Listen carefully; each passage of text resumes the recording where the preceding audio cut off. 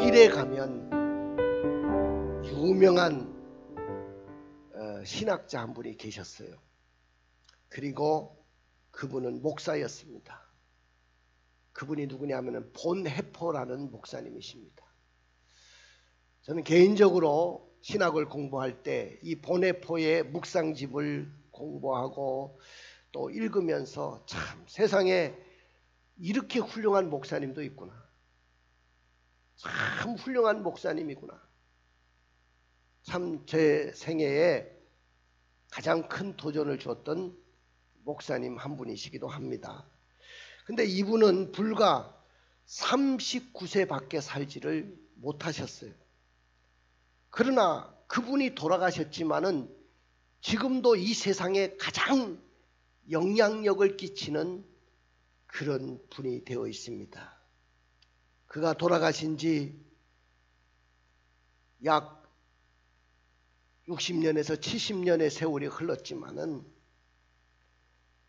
그의 묵상집이 발간이 됐고 그가 비록 죽었지만은 지금도 세상에 영향력을 끼치는 그런 훌륭한 목사님이십니다. 그가 23세에 베를린 대학의 교수가 됐어요. 그리고 그는 투철한 믿음의 사람이었고 동시에 행동하는 사람이었어요. 많은 사람들이 믿음은 있는데 행동을 하지 못하는 사람들 많거든요.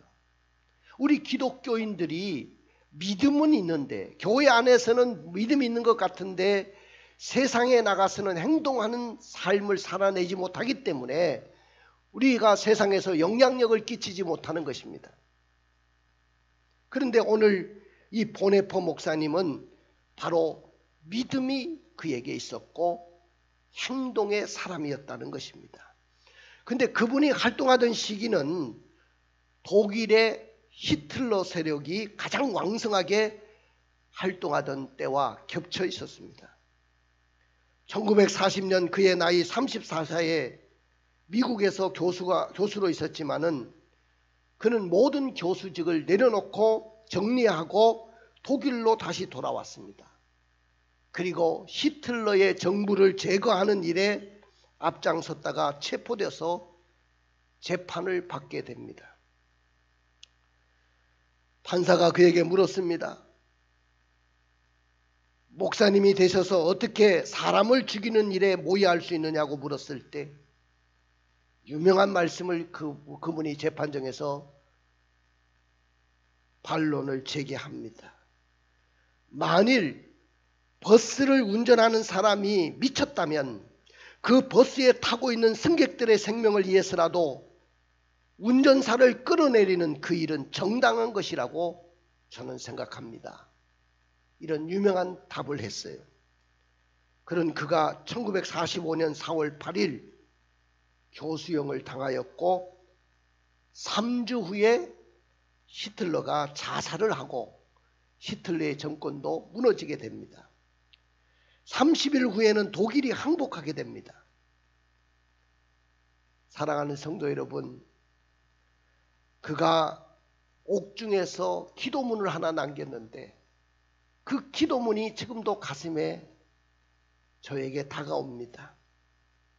하나님, 아침 일찍 주님께 기도하오니 제가 기도할 수 있도록 생각을 주님께 집중할 수 있도록 도와주십시오. 저 혼자는 그것이 불가능하나이다. 제가 있는 곳은 어둠이오나 주님 곁에는 빛이 있나이다. 저는 고독하오나 주님께서는 버리지 아니하시나이다. 저는 겁에 질려 있사오나 주님께는 도움이 있나이다. 저는 불안하오나 주님의 품에는 평화가 있나이다. 제 말은 신란하오나 주님께는 인내가 있나이다. 저는 주님의 길을 이해하지 못하오나 주님께서는 제 길을 아시나이다. 그가 남긴 옥중 기도 중에 한 부분입니다. 감옥에 갇혀 있는 동안에 자신의 그 불확실한 미래와 장래 앞에서 얼마나 두려워하고 힘들어하는 그의 심정이 잘 드러내고 있습니다.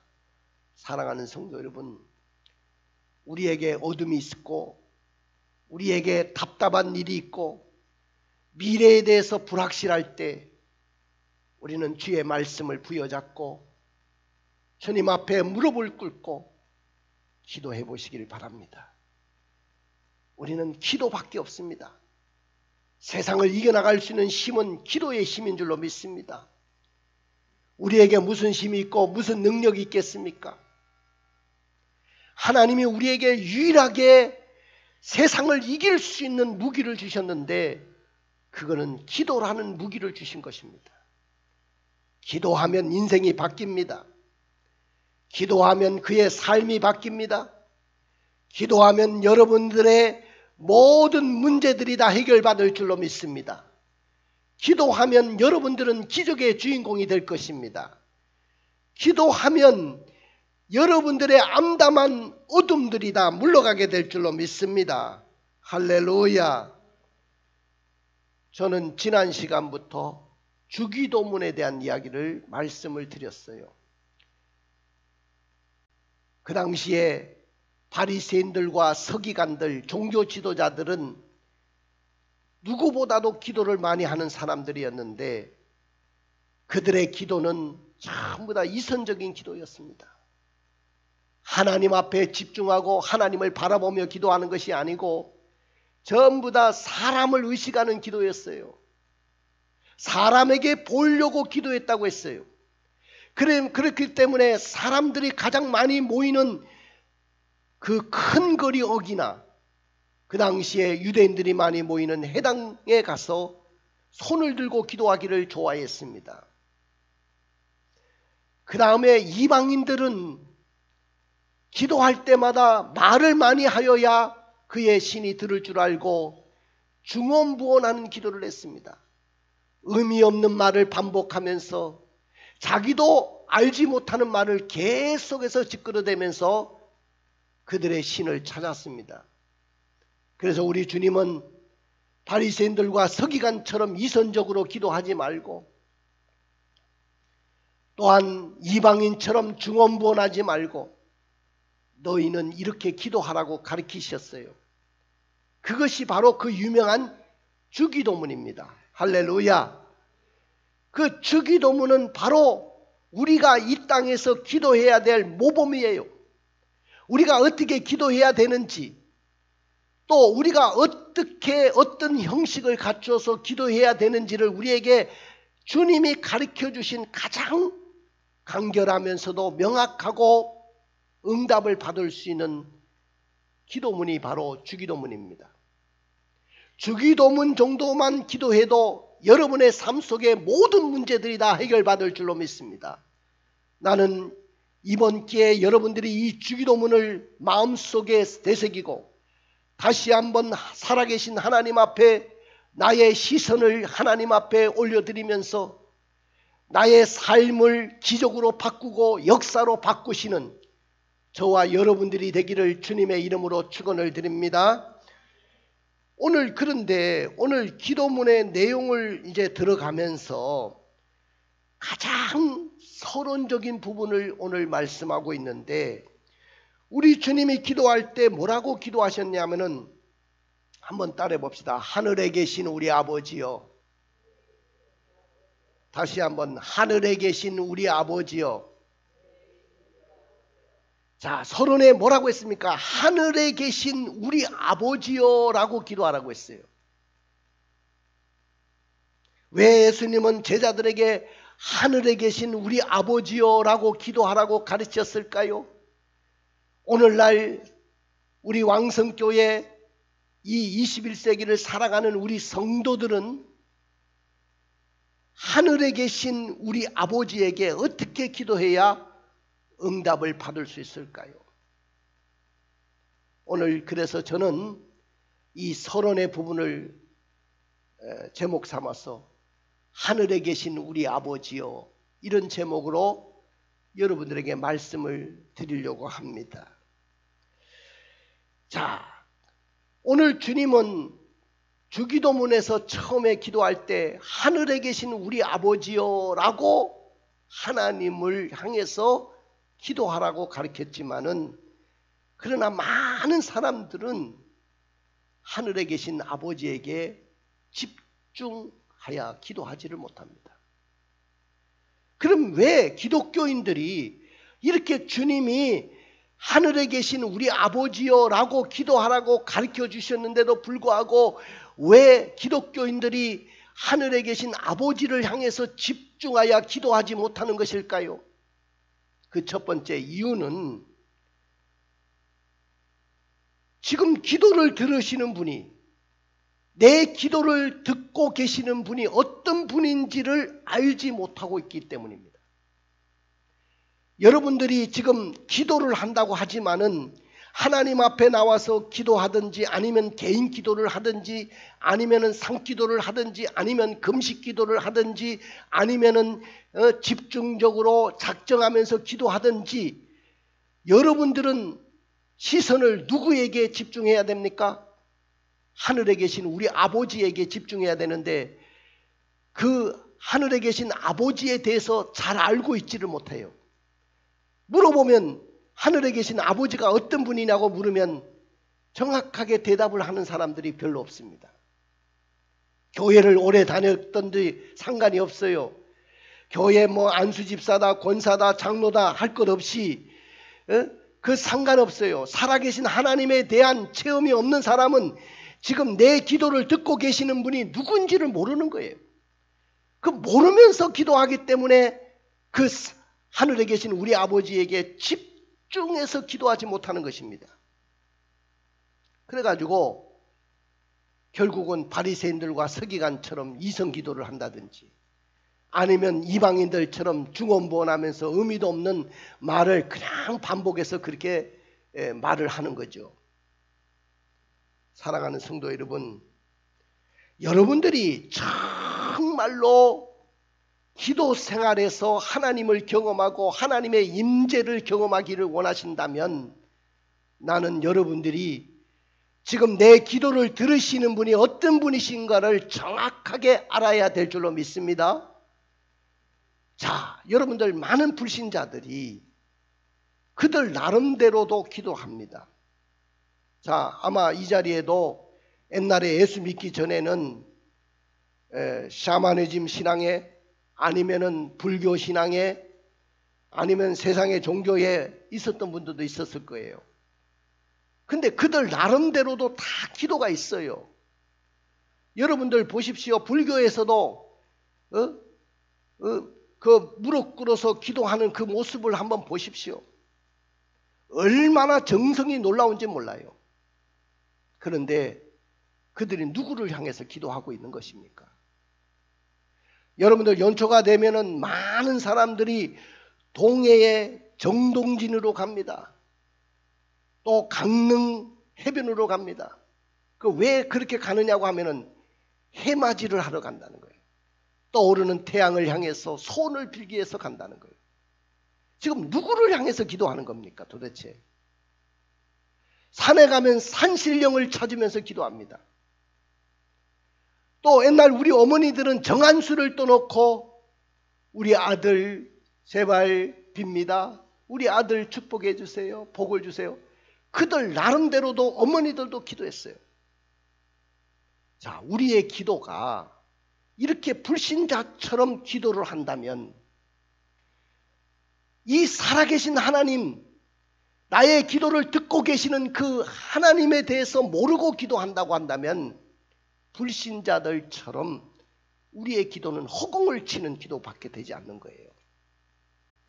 그리고 기도하면서도 하나님의 능력을 경험하지 못하는 것입니다. 기도하면서도 치료의 영이 여러분들에게 역사하는 그 현장을 경험하지 못하는 것입니다.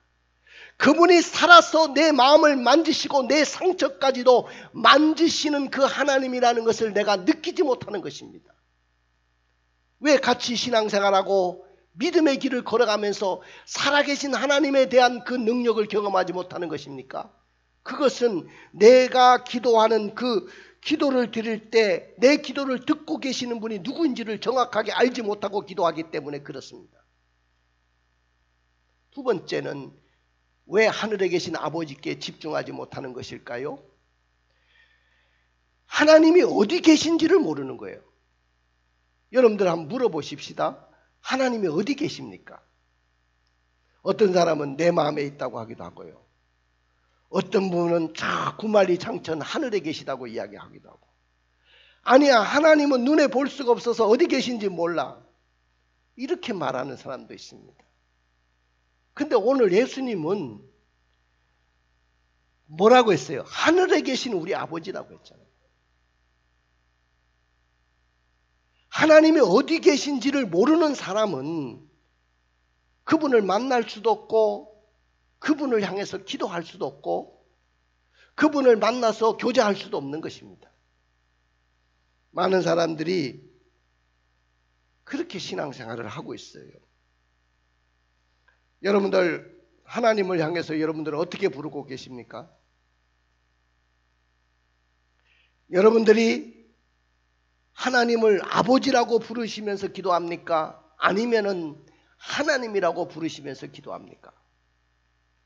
아니면 아직도 아버지라고 부르면서도 그 아버지라는 말이 여러분들 입에서 잘 나오지 않고 주저하시는 분은 안 계십니까? 자, 여러분들 주기도문의 가르침과 확신이 없는 그리스도인들은 구약 성도들처럼 하나님은 전능하신 하나님, 하나님은 아브라함과 이삭과 야곱의 하나님 정도로만 알고 있지, 그 하나님이 우리 아버지라, 내 기도를 듣고 계시는 분이 어떤 분인지를 정확하게 알지 못하고, 그분이 어디 계신지를 정확하게 알지 못하고 기도하기 때문에 날마다 교회 와서 기도를 해도 허공을 치는 거예요. 많은 사람들이 기도하면서 자기도 누구에게 기도하는지를 몰라요. 자기도 누구에게 기도하는지를 모르고 기도하는데 어떻게 그 기도가 응답되겠어요? 여러분, 누구에게 기도하는 것입니까 도대체?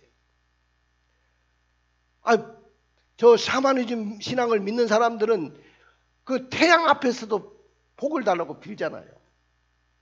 무슨 태양이 복을 주는지, 예? 그렇게 어리석어요. 그리고 불상 앞에, 여러분 불상 한번 보세요. 콧구멍이 있어도 뭐 냄새를 맡습니까? 귓구멍이 있어도 귀로 들을 수 있습니까? 사람이 만든 수공물에 불과한데 그 불상 앞에 그렇게 정성을 다해서 기도를 하잖아요. 여러분들도 나의 기도를 들으신 분이 누군지, 그분이 어디 계신지를 알지 못하고 기도한다면 이 사람들하고 다를 바가 없어요. 이 사람들의 심리와 또 독백을 한번 들어보십시오. 하나님, 저는 지금까지 신앙생활 하면서 주기도문에서 가르친 대로 기도의 대상이 하나님이라는 확신이 없어요. 그리고 그 하나님이 내 기도를 듣고 계신다는 그 확신 없이 지금까지 살아왔습니다. 이런 나의 기도가 허공만 치는 것은 아닌가요? 나는 저 이방인들처럼 산신령을 찾고 해와 달과 정한수를 떠놓고 기도하는 것처럼 소원 기도를 했습니다. 나의 기도가 어떻게 달라져야 응답을 받을 수 있을까요? 하면서 오늘 그들은 지금도 기도를 들으시는 분에 대한 확신도 없이 호칭도 바뀌어지지 않은 가운데 기도를 하고 있습니다. 자, 여러분들, 그럼에도 불구하고 오늘 우리 하나님은 하늘에 계신 누구에게? 우리 아버지여라고 기도하면서 기도하라고 가르치셨어요. 우리 예수님은 그리스도인들의 기도의 대상은, 너희들이 기도해야 될 그 대상은 하늘에 계신 우리 아버지다, 이것을 알기를 원하시는 분인 줄로 믿습니다. 여러분들이 기도하는 그 기도의 대상은 살아계신 하나님이시면서 하늘에 계신 우리 아버지라는 사실이에요. 이 하늘에 계신 우리 아버지요라는 이 확신이 분명하면 여러분들은 언제든지 기도할 때마다 응답을 받고 여러분들의 삶 속에 기적이 일어날 줄로 믿습니다. 그런데 그 확신이 없이 기도할 때가 너무 많아요. 저는 하나님을 만났던 사람이에요. 저는 고등학교 때 하나님을 만났던 사람이에요. 그렇기 때문에 지금 수십 년의 세월이 흘러오면서도 저는 하나님에 대한 분명한 확신을 가지고 신앙생활하지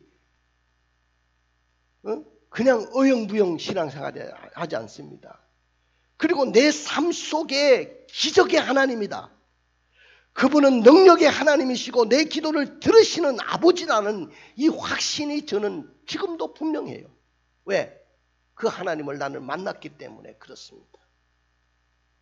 사랑하는 성도 여러분, 우리 하나님은 우리의 기도를 들으시는 살아계신 하나님이십니다. 그러시면서도 그분은 무소부재하신 하나님이에요. 안 계신 곳이 없으세요. 우리 하나님은 온 세상에 여러분들의 삶의 현장 속에, 여러분들의 가정 속에, 여러분의 직장 속에, 여러분들이 세상 모든 삶의 현장 속에 그분은 언제든지 와 계시고 함께 하시고 그분은 오셔서 여러분들과 함께 교통하기를 원하시는 아버지신 줄로 믿습니다. 할렐루야. 그렇습니다. 예수님은 우리가 어떻게 기도해야 된다고 가르치고 기도의 실제를 우리에게 가르치셨는가요? 자, 제가 그거를 두 가지 면에서 가르쳐 드릴게요. 기도는 아들과 딸이 아버지께 하는 것입니다. 자, 따라해 봅시다. 기도는 아들과 딸이 아버지께 하는 것이다. 누구에게 하는 것이다? 아버지께 한다는 것을 여러분 분명히 알아야 돼요. 나는 하나님의 딸로서, 나는 하나님의 아들로서 아버지께 하는 것이다. 오늘 예수님이 그랬잖아요. 마태복음 6장 9절을 한번 읽어볼까요? 시작. 그러므로 너희는 이렇게 기도하라. 하늘에 계시는 우리 아버지여, 이름이 거룩히 여김을 받으시오며. 자, 너희는 이렇게 기도해라. 하늘에 계시는 우리 아버지여. 자, 기도라는 것은 아들과 딸이 아버지께 기도하는 거예요. 저는 4살 먹어서 아버지가 돌아가셨기 때문에 아버지 얼굴도 잘 몰라요. 근데 고등학교 시절에 하나님 아버지를 만났어요. 근데 이 아버지를 만나고 보니까 이 아버지가 얼마나 좋은지 몰라요. 이 아버지는 나의 필요를 다 알고 계시더라고요. 이 아버지는 나를 너무 사랑하고 계시더라고요. 이 아버지는 나를 너무 이해하고 계시더라고요. 이 아버지는 내 마음속에 있는 상처까지도 다 싸매시고 고쳐주시더라고요. 오늘 하늘에 계신 그 아버지는 오늘 우리의 기도의 대상이라는 거예요. 근데 구약시대의 성도들은 그 아버지를 어떻게 알고 있었느냐 하면은 전능하신 하나님, 그 다음에 아브라함과 이삭과 야곱의 하나님, 이 정도로 불렀어요.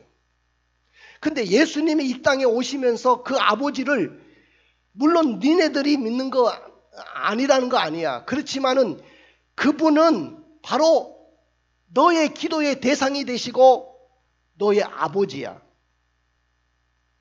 너와 그 하나님의 관계는 아버지와 자식 관계야. 사랑의 관계야. 그걸 가르쳐 주셨어요. 여러분들 사랑해 보셨죠? 저도 연애를 해봤습니다. 연애를 해보면 만나고 싶습니다. 얼마나 만나고 싶은지 몰라요. 방금 전에 헤어졌는데도 또 만나고 싶은 거예요. 만나면 뭐 별 할 이야기도 없는데 그냥 계속 말을 합니다. 상대방이 어떻게 듣고 있는지 모르면서도 뭐 거짓말도 좀 보태가지고 막 말을 합니다. 그런데도 또 더 말하고 싶어요. 왜? 사랑의 관계이기 때문에. 여러분들, 내가 하나님을 사랑하게 되고 그분이 나의 아버지라는 사실을 믿는 사람들은 이렇게 하나님 앞에 와서 기도하는 거예요. 여러분들, 내가 사랑하는 연인을 만나가지고 대화를 나누는데, 오늘 내가 이 연인을 만날 때 내가 무슨 말을 해야 되지 하고 내가 써서 A4 용지에 써가지고 가는 사람이 있습니까?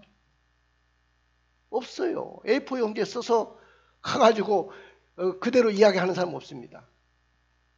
아무 준비도 안 돼 있고 무슨 말을 해야 될지도 모르지만은 사랑하는 사람을 만나면 그냥 말이 막 나오는 거예요. 나도 모르게 말이 나오고 막 엄청난 말들이 나오는 거예요. 1시간, 2시간, 3시간, 4시간 하루 종일 말을 해도 끝나지 않습니다.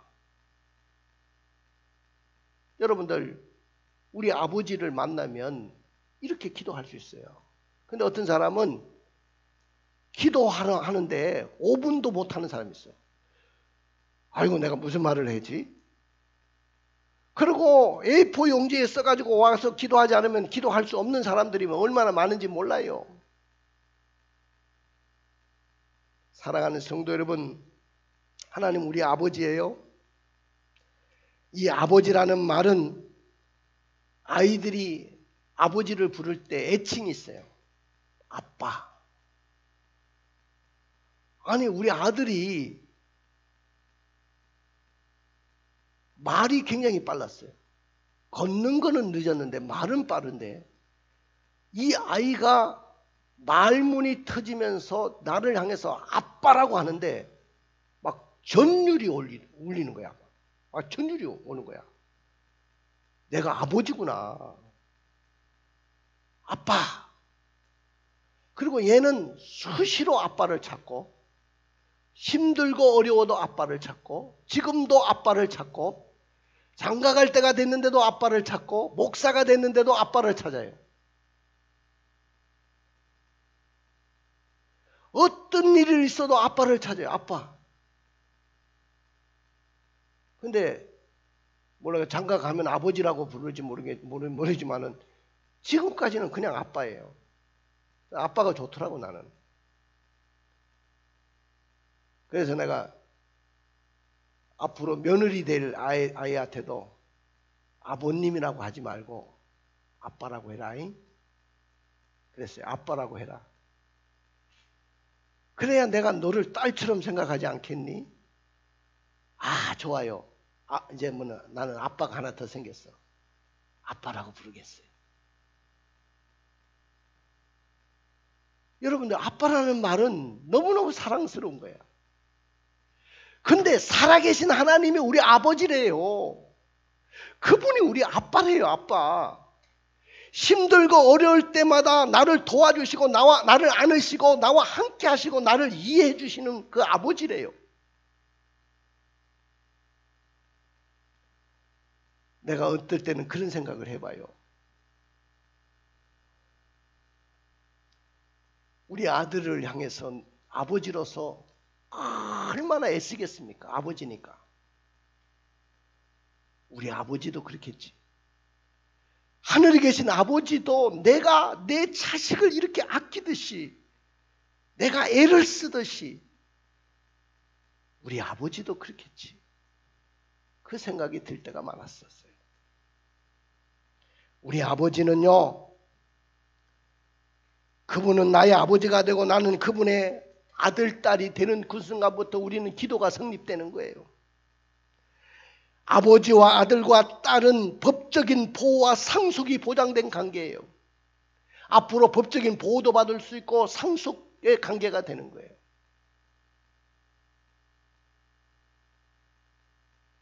병원에 가면 내가 입원하잖아요. 그럼 보호자 오시라고 하세요. 우리 아버지가 보호자가 되시는 거예요. 힘들고 어려울 때마다 나의 보호자가 되시고 나의 상속자가 되시는 분이에요. 그분은 끝까지 나를 책임져 주시는 분이에요. 그리고 나의 필요를 공급해 주시는 아버지예요. 이 아버지를 여러분들은 모셔야 됩니다. 할렐루야. 내 기도를 들으시는 분이 그런 아버지라는 거예요. 그 다음에 그런데 그런 아버지가 나의 아버지만 되는 것이 아니고 우리 아버지라는 거예요. 내가 수많은 세상의 모든 사람들을 전도해서 예수 믿게 해서 그들도 하나님의 자녀가 되는 그 순간부터 그 하나님을 향해서 우리 아버지라고 부를 수 있는 그런 특권을 받게 되는 것이죠. 영접하는 자, 곧 그 이름을 믿는 자들에게는 하나님의 자녀가 되는 권세를 주셨다고 요한복음 1장 12절에 말씀했어요. 자, 그 다음에 로마서 8장 15절부터 17절을 읽어볼까요? 자, 우리 같이 읽어보겠습니다. 시작. 너희는 다시 무소하는 종의 영을 받지 아니하고 양자의 영을 받았으므로 우리가 아빠, 아버지라고 부르짖느니라. 성령이 친히 우리의 영과 더불어 우리가 하나님의 자녀인 것을 증언하시나니 자녀이면 또한 상속자 곧 하나님의 상속자요 그리스도와 함께한 상속자니 우리가 그와 함께 영광을 받기 위해서 고난도 함께 받아야 할 것이니라. 할렐루야. 그 다음에 갈라디아서 4장 4절부터 7절을 읽어볼까요? 자, 읽어보겠습니다. 시작. 때가 참에 하나님이 그 아들을 보내사 여자에게서 나게 하시고 율법 아래에 나게 하신 것은 율법 아래에 있는 자들을 속량하시고 우리로 아들의 명분을 얻게 하려 하심이라. 너희가 아들이므로 하나님이 그 아들의 영을 우리 마음 가운데 보내사 아빠 아버지라 부르게 하셨느니라. 그러므로 내가 이후로는 종이 아니요 아들이니 아들이면 하나님으로 말미암아 유업을 받을지니라. 그러므로 내가 이후로는 종이 아니요 아들이니 그러나 너희가 그때에는 하나님을 알지 못하여 본질상 하나님이 아닌 자들에게 종노를 하였더니. 자, 여러분들 보십시오. 오늘 이 말씀을 통해서 여러분들이 뭘 느끼십니까? 하나님은 우리 아버지라는 거예요. 내가 예수 믿는 그 순간부터, 내가 예수를 영접하는 그 순간부터 나는 하나님의 자녀가 되고, 하나님의 자녀가 되는 그 순간부터 나는 하나님의 상속자가 되고, 이제는 무서워하는 종의 영을 받지 않고 하나님의 자녀가 되는 특권을 얻게 된 거예요. 이해가 되십니까? 우리는 하나님의 자녀예요. 그렇기 때문에 예수 믿는 모든 사람들은 다 하나님의 자녀이기 때문에 하늘에 계신 우리 아버지라고 부르는 것이죠. 그 다음에 하늘의 아버지는 어디 계시요? 어디 계신다고 했습니까? 하늘에 계시다는 사실을 아셔야 됩니다. 자, 하늘에 계신 아버지라는 말은 이건 초월적인 하나님. 다시 말하면 초월해서 계시는 분이지만은 동시에 이 하나님은 어디서나 어느 가운데서나 무소부재하신 하나님이다. 안 계신 곳이 없으신 하나님이라는 거예요. 자, 하나님은요 안 계신 곳이 없으시다. 초월에 계시지만은 안 계신 곳이 없는 분이에요. 왜냐? 그분은 영이시기 때문에. 영이기 때문에 어느 상황 속에든지 어느 곳이든지 다 와서 계시는 분이시고 여러분들의 기도를 들으시는 분이에요. 유대인들은 하나님은 삼층천에 계시는 하나님이라고 믿었어요. 오늘 우리 하나님은 하늘에 계신 아버지이신 줄로 믿습니다. 할렐루야. 믿습니까? 그렇기 때문에 그 하나님에게는 위엄이 있고 그분에게는 능력이 있고 그분에게는 지혜가 있고 그분은 공의로우신 분이고 자비로우신 분이고 다 이 모든 것이 하늘로부터 나타난다는 것을 우리에게 가르쳐 주셔요. 그 다음에 이 지상의 삶 이후에 내가 어디에 가냐면은 하늘에 가요. 하늘에. 여러분들의 어머니 아버지들이 예수 믿다가 다 어디 가 계시냐면 하늘에 가 계세요.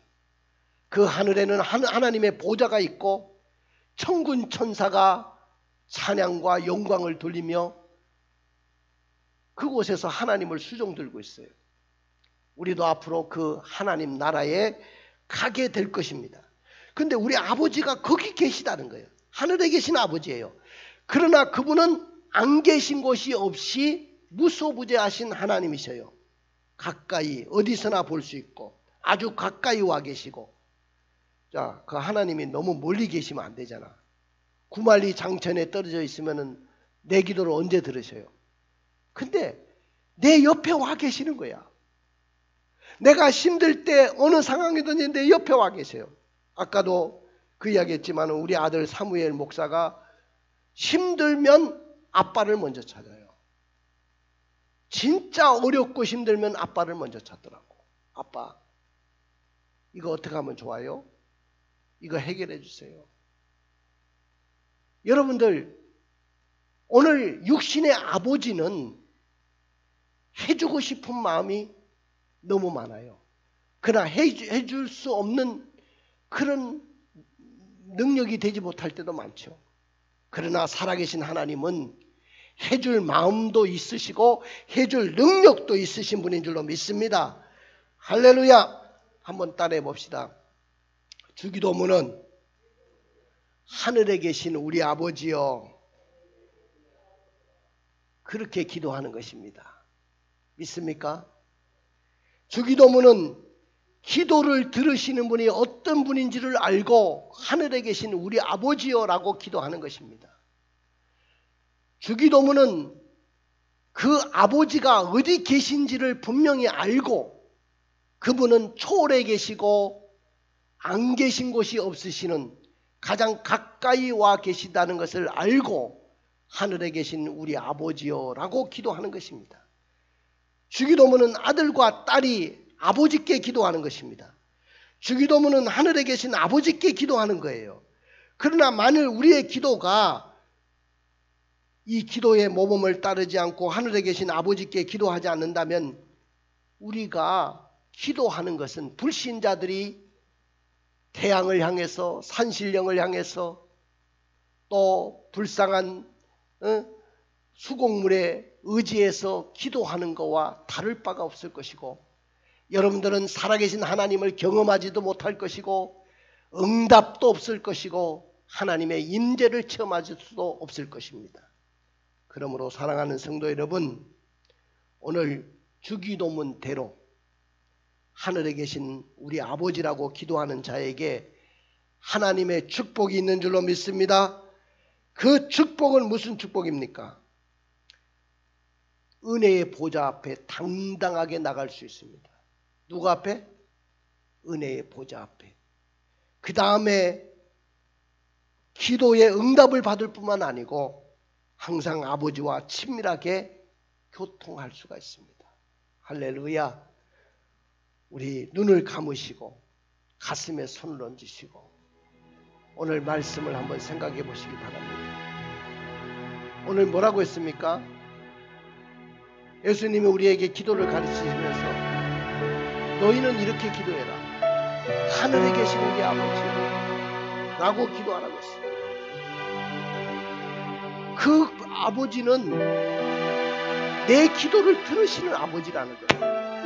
허공을 치는 것이 아니라는 거예요. 그리고 그 아버지는 가장 나와 가까이 와 계시고 친밀하고 사랑의 관계라는 거예요. 나를 도와주려고 하시는 분이라는 거예요.